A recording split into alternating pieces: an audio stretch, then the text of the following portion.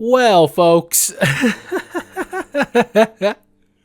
it seems that if you whine hard enough, you get what you wanted. So wargaming is not deaf, but they don't care about the E3 or Projecto or even the 𝘖𝘵𝘆𝘆𝘀 nerf. Still happened, but fine. This time, it's more important, so no more improved equipment or bond equipment swapping for lower tiers with World of Tanks Plus. Basically means a introduction or gateway drug to seal clubbing. So for those who are curious, you can swap your improved equipment from higher tiers to your Panzer II-J or BTSV and crush all the tomatoes, but yeah, no more of that. I mean, if you are dedicated to Seal Club, you probably already have something kitted out for your stuff like the Panzer II-J at that point, right? So it's a gateway drug, practically. No repercussions for those who are not that curious. Okay, fine, whatever. Crew skills and perks are being delayed or just completely cancelled, so therefore no more free resets. Son of a gun, but alright, fine. I mean, it won't attract new players with your crew skills or perks rework. Not really, but makes us old farts are more enjoyable with our crews because we have more skills on the loadouts. It's fine. I mean, damn if you do, damn if you don't. It's fine, whatever. It doesn't matter that much. So at least the quality of life improvements will happen to the crew skills, like with the bursting arms perk acting at 1%, especially without a fully trained crew. That's pretty good. And no more detriments to your injuries or penalties, experience, yada yada. So some of the quality of life improvements are nice, but yeah, most of the stuff are still somewhat there, like the Japanese tank destroyers, the recon missions, which is pretty important too. Like, this is the most important one out of all of them. This is the second most important, obviously, for the crew skills and Japanese tank destroyers, but this thing, the dynamic cover and the random objects or events, that's what's attracting new players to the game. So you can experience this without having a tier 10 or tier 8 or even a tier 5 for that matter, but that's what's interesting to attract new players, not the crew skills or new Japanese tank destroyers. Not really. I mean, you do like the variety of your training path, but this is what's attracting new players. So crew skills and perks, not really attracting new players because you have to train all your ass up the way to a higher crew. So yeah, no.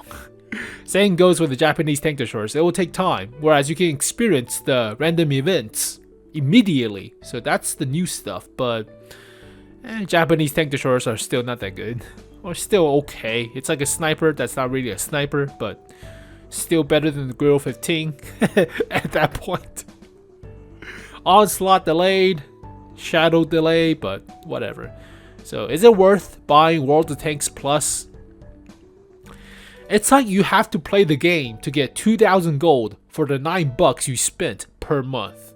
I mean, at that point, might as well spend the $9 per month on the 2,000 gold, right? Don't worry about playing the game then. Extra excluded maps, but there's not that many maps in the game. Not really. Intensive crew training, so it gets a little bit XP bonus, but somebody already calculated how much XP you'll get. It's not that much too, so whatever. And the rental equipment or rental vehicle, the TS-54, it's like just a rental tier 8 for you to play. I mean, you get that already originally from watching the World of Tanks daily videos or weekly videos, but that doesn't happen anymore. There's a reason why. The reason is too many noobs at tier 8s driving a rental tank, practically. Battle Pass collection is a scam for you to buy the improved pass, practically. Slotting garage for credits. Give us slotting the barracks for credits. That's not gonna happen. And that's practically it. So the only thing I'm really looking forward to is testing of the dynamic objects. And it's only a test. It's not exactly the full release. So this is the only good thing about it. And it's the only thing attracting newer players. So it will shake up the meta, shake up the way you play the game on the same goddamn maps.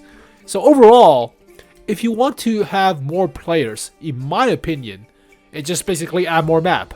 Add more variety that you could get to without having to grind your ass all the way up to a tier 10. Also, what's another interesting way of adding more players or new players to the game is getting better customization stuff. So everybody has the same freaking garbage paint job that doesn't matter that much.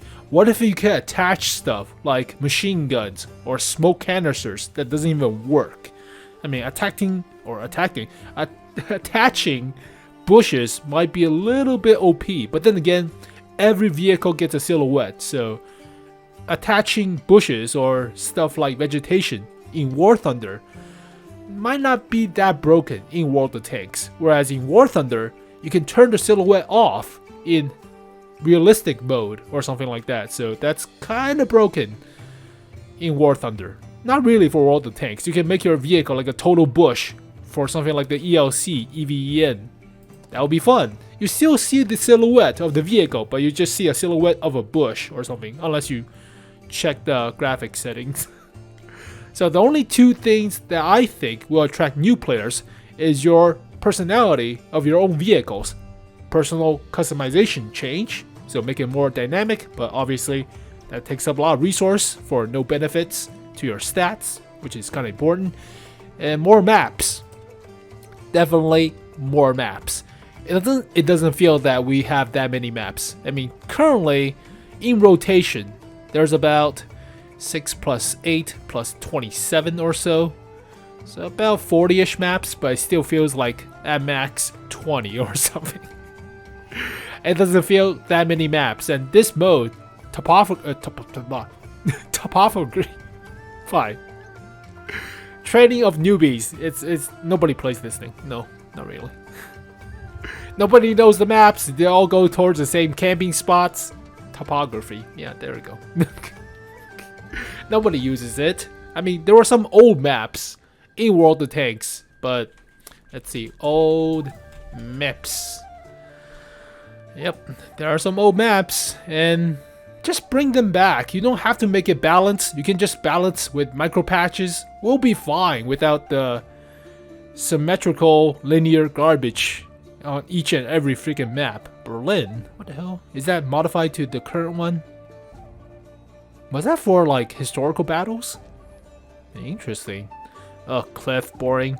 Emperor's Border is a gigantic wall. Its artillery is practically useless, and there's a gigantic hill. That's the map. Garbage. Ensk, been there since the dawn of time. All these maps been there. Highway got reworked. Himmelsdorf, Karelia, Lakeville. These are all in rotation. What the hell? Miravanka, Overlord, Paris, Pearl River, Pilsen. That's a Czech map. Prokhorovka. I mean, province for higher tiers is pure cancer at that point. You'll be spotted right off the bat. It's such a small map. Fine, whatever. God, these maps have been there since it. Oh, Tundra. Oh, that's not the mill map. Wrong map. Did they use the old image? No, that's not the map I was thinking about. Winter maps. There's only 3 winter. There's only 3 winter maps, but it's a third of all the camos. There's only 4 desert maps. That sucks. Come on, we need more winter and desert maps. Grand battle maps, yada. Nobody plays tier 10 as much as other people. Fine, whatever. Frontline. Oh, special maps for the ball, for the soccer, for the 8-bit tanks, tank racing, training ground. Remove maps, Berlin. Yep. Dragon Ridge. I played this like twice before it got removed. It is practically, it's like Pearl River, but not really. Aesthetically speaking, but Fiery Sailing, that's Prokhorovka. Just a different skin, but whatever. Hidden Village! That'll be fun. Icebound. Ooh. That is the... What the hell is Icebound? Oh, Rampage mode. Kharkov, obviously for recent events. The Kamaran Campfest. Practically everybody camps bottom and top. Midgard for lower tiers. Oh, that's the one I was thinking about. Northwest. That's the map. Port. Yeah. Runeberg on fire. Sacred Valley was one of the better ones. I mean, it's still a camp fest, but it's a heavy tank valley right here. And there's a bunch of medium tanks right there, and nobody goes towards the center. Nobody. Why do they always remove winter maps? South Coast is decent. I mean, tank destroyers right here, and heavy tanks like small corners right here, right here. It's been so long. Stalingrad, yada yada. Swamp. Windstorm. Yep. Winterberg. 𝘋𝘰𝘯𝘆𝘀. I mean, you already have winter versions of already current maps. Just add winter versions of all the maps originally. So there you go, folks. Nothing really that exciting in 1.20.1. Japanese tank destroyers won't win anybody over or be that really interesting. There are no new maps. And crew skills change is whatever. Damn if you do, damn if you don't. Yada yada. So, yeah. When you reach the point of playing World of Tanks so much that you unlock everything, there's not that many reasons to play it. Myself, for example. So once you unlock everything, there's not that much reason to play. There's no variety. It's the same goddamn 15 maps in rotation. I played the same goddamn Himmelsdorf or Ridgeshire for like 5 times out of 15 battles. Boring, right? Same blimp that you try to shoot with the artillery and you miss. Yeah, whatever. And also, all the vehicles look the same, so there's no customization. You get your stock T-54s or your Object 140s or whatever garbage. You get your stock Centurions unless you have the skins, but it's still, all the skins are the same too. There's no variety, so give us the option of customizing your own vehicle. It doesn't matter because you already have the outline stuff, so it's not like War Thunder where you don't get to see the little bush tag thing. What the hell? Marker. Reticle? What the hell is that graphic? You turn it on for, I think, each graphics. It's been so long since I see this menu. Outline. There you go. I mean, if you already have Simplify Outline, it doesn't matter if you have a bunch of machine guns sticking out everywhere. Just turn Simplify on. You don't have to worry about bushes. You don't have to worry about gigantic machine guns that's taking up half your screen. Those are not hitboxes. So if you already have this feature, give us the option of putting garbage on our tanks, like bushes or machine guns or something crazy like a bunch of motorcycles for some reason on the mouse, or bicycles for Hans to get fuel. Oh, there you go, folks. 1.20.1 got slightly changed. Damn if you do, damn if you don't. So I guess if you whine, you could get what you wanted, but we whined about the projectile nerf, or AMX65T nerf, or T95 nerf. Didn't happen. So I guess whatever. There you go, folks. I'll be enjoying my vacation since there's nothing to talk about. So I'll get to it when there's actually news to talk about. But as always, thank you guys for watching this video. Hopefully you guys enjoyed it. I'll see you guys next time. Peace.